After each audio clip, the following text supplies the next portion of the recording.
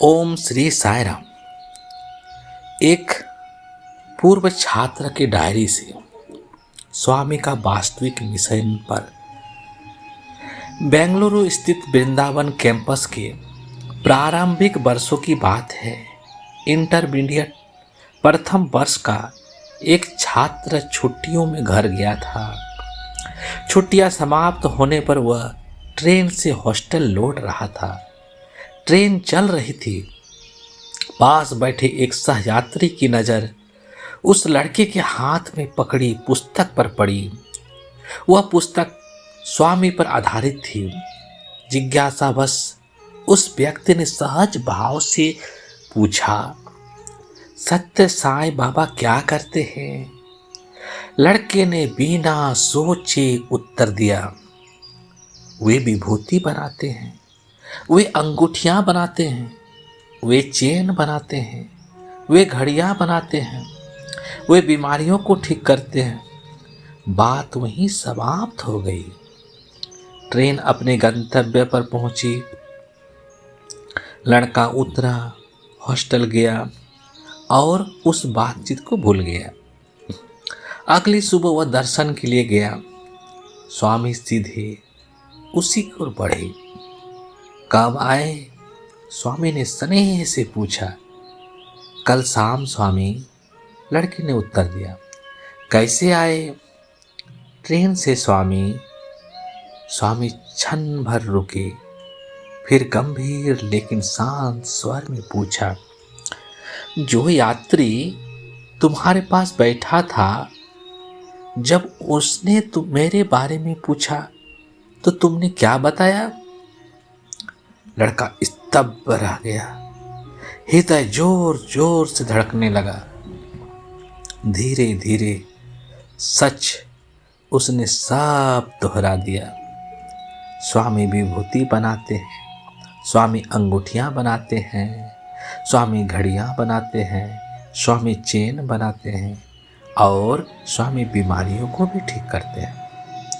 स्वामी का मुख गंभीर हो गया। क्या तुमने मेरे बारे में बस यही समझा है? स्वामी ने पूछा।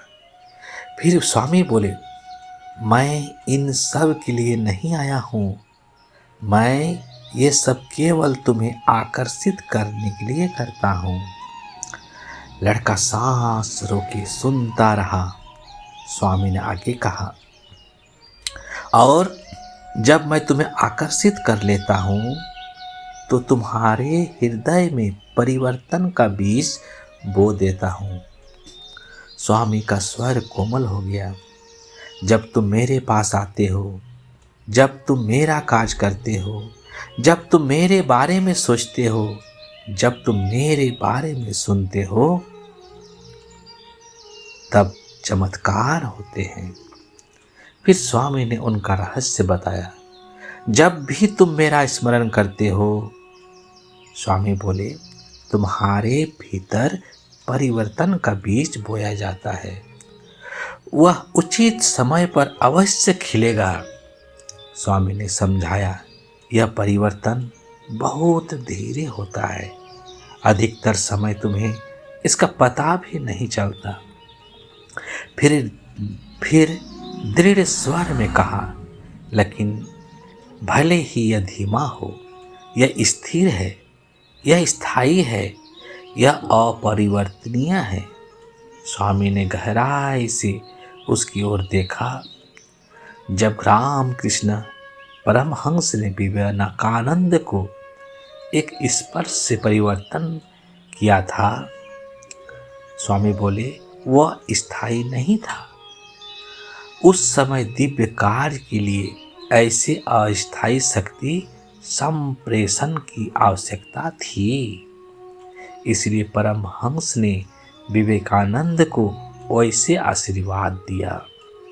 लेकिन मेरा मार्ग ऐसा नहीं है, स्वामी ने स्पष्ट किया।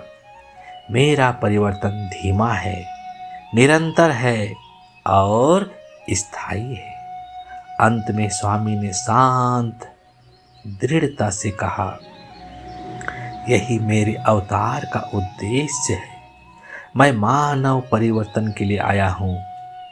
जो कुछ भी मैं करता हूँ, स्वामी बोले, उसके पीछे यही मूल सिद्धांत है। एक बार जब तुम किसी भी रूप में मुझसे जुड़ जाते हो तो तुम्हारे अंतःकरण में परिवर्तन का बीज बो दिया जाता है। स्वामी मधुर मुस्कान के साथ बोले, तुमने अपने सहयात्री को मेरे बारे में जो कुछ बताया वह सब तो केवल मेरे विजिटिंग कार्ड है। ओम श्री साई राम। जय जय साई राम।